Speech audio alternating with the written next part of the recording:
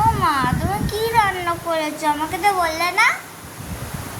আর রান্না করেছি দেখো, মুগ ডাল করেছে, তাই এটা ঘরের চাষের ডাল ভাঙানো হয়েছে, তো সেই ডালের ডাল করেছি। আর এদিকে দেখো বাঁধাকপি টমেটো আলু দিয়ে একটা চচ্চড়ি করেছি, তা হলুদ খেতে নেই বলে তো এটা এইভাবেই হলুদ ছাড়া তরকারি করেছি লঙ্কা গুঁড়ো দিয়ে।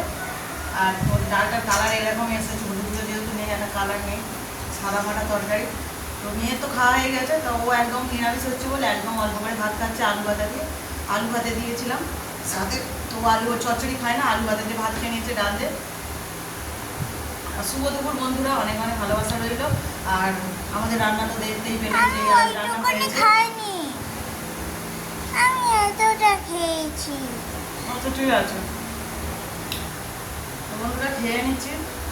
কী করবো, যা জোগাড় হয়েছে তাই খাওয়া হচ্ছে, যেহেতু মারা গিয়েছে এখন আমাদের নিরামিষ চলছে। তো আর এখন 15 দিনের কাজ, কয়েক 6 দিন মতন হয়ে গেল, 5-6 দিন হয়ে গেল, এখনো বাকি আছে, এই করেই চলে যাবে।